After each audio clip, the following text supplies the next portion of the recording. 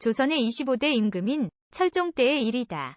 정화는 사대부집 귀한 자손으로 태어났으니 사관쯤은 그리 어렵지 않았으나 국왕께 외숙되는 김자근에 휩쓸리지 않으려고 허구헌날 뜻있는 벗들과 술로서 울적한 심정을 풀어오던 그의 마음은 편할 리가 없었다.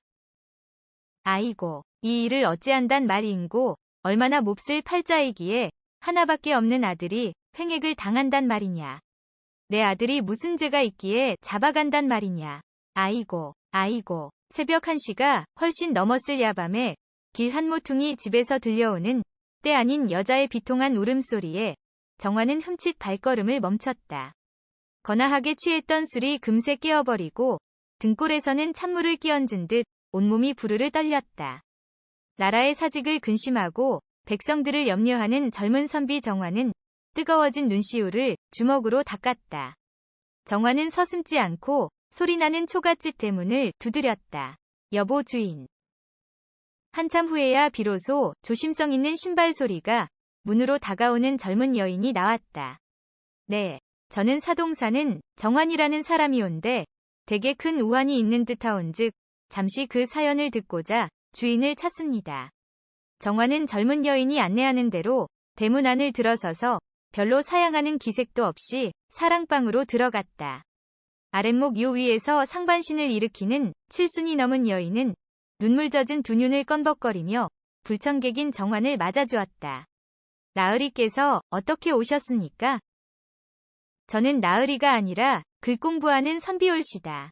오늘 우연히 문전을 지나다가 애통한 울음소리를 듣고 보니 아마도 깊은 곡절이 숨어있는 듯해서 무례함을 무릅쓰고 찾아 들어온 것인즉 아무 염려 마시고 사연을 말씀해 주시오면 별로 힘은 없으나 도와드리겠습니다. 늙은 여인은 겨우 설레이던 가슴을 가다듬고 말문을 열었다. 그저 늙은 것이 팔자가 기구해서 이 꼴을 당합니다. 지금 문을 열어드린 저에는 늙은 것의 며느리 없고 저 구석에 앉아있는 새 아이는 손자들이온데 다행히 내 아들 참봉이는 그리 어리석지는 않은 까닭에 지금까지 포목전을 벌여놓은 덕으로 끼니 걱정 없이 살아왔습니다. 그러나 늙은 것이 지난해부터 병으로 드러눕게 되자 아들이 백방으로 약을 구했다가 봉양을 잘 해준 덕분으로 이날까지 살아왔습니다. 그저 내 아들이 불쌍합니다. 흐흐흐, 네, 늙은 것이 어서 죽었으면 오죽 좋겠습니까. 초저녁에는 아무렇지도 않다가 밤이 깊어서는 미처 정신을 못 차리고 신음하는 바람에 아들이 자시가 넘은 이 밤중에 약을 구하려고 교동사는 위원집을 찾아갔던 모양입니다. 그런데 얼마간의 약을 구해가지고 돌아오는 길에 순찰 도는 포졸에게 붙들렸지 뭡니까. 아들이 자초지종을 이야기해도 흉악한 포졸놈들이 아들더러 도둑이라고 하면서 무작정 포도청으로 끌고 가더랍니다.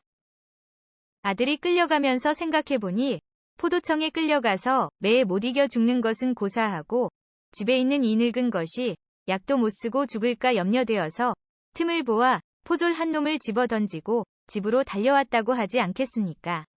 그러나 얼마 지나지 않아서 포졸 5놈이 집으로 들이닥치더니 아들을 대적이라고 호령하면서 글쎄 늘어지도록 육모방망이로 흠뻑 때려 눕히더니 오랏줄로 묶어 둘러매고 갔습니다. 이런 변이 또 어디 있습니까? 나으리, 늙은 것이 아무리 포졸들을 붙들고 울며 사정하여도 막무가내였습니다. 내 아들 참봉이가 대적으로 몰렸으니 다시는 살아 돌아오지 못하게 되었습니다. 그려. 아이고, 원통하여라. 꺼이꺼이. 나으리, 제발 우리 외아들을 살려주십시오. 온 집안 식구가 다 죽게 되었습니다. 이웃집 돌배는 얼마 전에 온종과 큰 거리로 품팔이 하러 갔다가 도적으로 몰려 애매하게 죽었습니다. 이런 세상을 어떻게 살아갑니까, 나으리. 늙은 여인이 울기 시작하자 온 집안 식구가 일제히 따라 울었다. 감동하기 쉬운 젊은 선비 정환의 눈에도 어느덧 이슬이 맺혔다.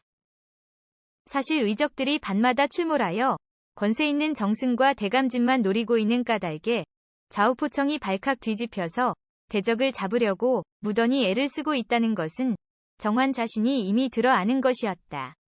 그러나 이같이 애매한 백성들이 억울하게 욕을 당하고 있는 줄은 꿈에도 생각지 못하였던 것이다. 분노와 의협심에 불타는 정환의 넓은 이마에는 두 줄기의 핏대가 무섭게 뛰었다. 염려 마십시오. 어떤 일이 있더라도 참봉이는 꼭 돌려보내 드리겠소. 벌떡 자리를 차고 일어난 정화는 기뻐 날뛰는 늙은 여인과 집안 식구들을 뒤에 남겨두고 초갓집을 나섰다. 좋은 방법이 없을까? 정화는 어느 집 돌담 밑에 쪼그리고 앉은 채 한없이 깊은 사색에 잠겼다. 얼마 후 정화는 벌떡 몸을 일으켰다. 오, 마패가 있다. 조부 정승이 일찍이 어사를 지낸 일이 있었다. 그때 지니셨던 마패가 왜 지금까지 남아있는지는 모르나 사랑방 문갑 속에 확실히 들어있다. 성공, 실패를 지금 예측하기 어렵지만 참봉이를 구할 수 있는 유일한 방법은 마패의 힘을 빌리는 도리밖에 없다. 정화는 두 주먹을 불끈 쥐고 사동 자기 집으로 쏜살같이 뛰었다. 얼마 후 발소리를 죽여가면서 사랑방을 나오는 정화는 이미 이름 없는 선비가 아닌 위젓한 암행어사였다. 다행히 별일 없이 포청에 도착한 정화는 거침없이 포도청 안으로 쑥 들어섰다. 포청에는 포장도 부장도 없고 다만 포교 몇 명이 숙직하고 있었다.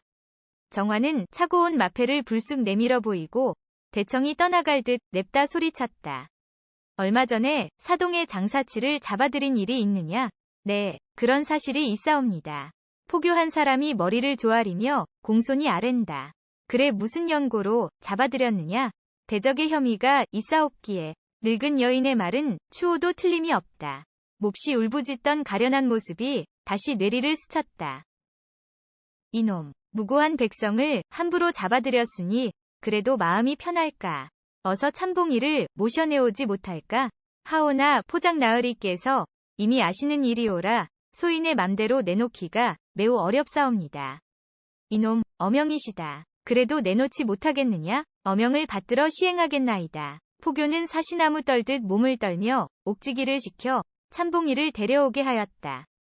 잠시 후 옥에서 풀려나온 참봉이는 차마 눈뜨고 보지 못할 처참한 모습이었다. 몸에 성한 곳은 하나도 없이 유혈이 낭자하고 팔다리 하나 마음대로 움직이지 못하는 산송장과도 같았다. 가자. 정화는 참봉이를 끌다시피 하여 한쪽 팔을 부축하고 좌포청을 나섰다. 어명이라는 바람에 참봉이를 내어 주기는 하였으되 점점 이상하게 빛나는 포교들의 눈초리로 보아 안만 해도 곧 탈로 날 것만 같았다. 가자. 죽으림을 다하여 빨리 걸어라. 자칫하면 푹 엎어지려는 참봉이를 이끌고서 포청을 지나 어느 골목길로 접어들었다. 그러나 이 이상 마패의 힘만 믿고 사동 초가집까지 돌아간다는 것은 위험천만의 일이다. 참봉이 정신 차리게. 이 근처에 자네가 잘 아는 집은 없는가? 네, 바로 이 골목만 지나면 등짐 장사하는 친구가 있습니다. 그러면 자네는 그 집에서 며칠 동안 몸조리를 한 연후에 다소 쾌차하거든 사동자네 집에 잠시 들러서 모친을 안심시키고 얼마 동안만 시골에 내려가 있게. 알겠느냐? 네, 감사하옵니다. 하오나 뉘시온지 조남이라도 가르쳐 주시오면 위급한 처지에 그런 것은 묻지 않아도 좋아. 어서 빨리. 정화는 더욱 참봉이를 재촉하여 좁은 골목길을 지나 등짐 장사하는 친구 집을 찾아갔다.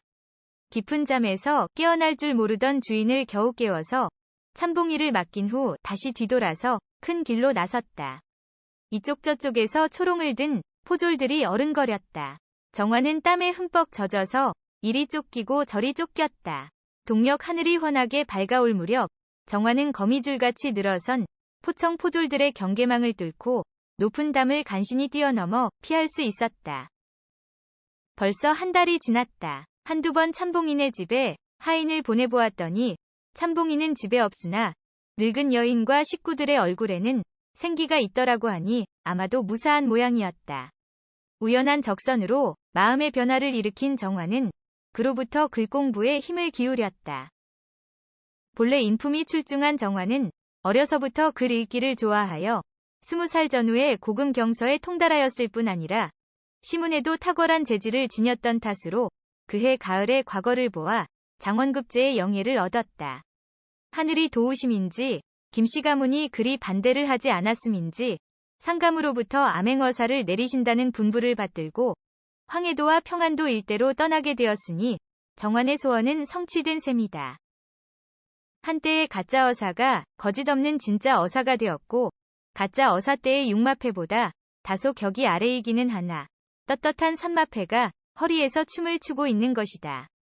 머리에는 찢어진 갓을 올려놓고 등에는 허름한 괴나리 보찜이 볼기짝과 장단을 맞춰가며 둥실둥실 흔들리는 추한 꼬리껍만 수려한 강산을 두루 감상하면서 유유히 길을 걷는 것이 여간 흥겨웁지가 않았다.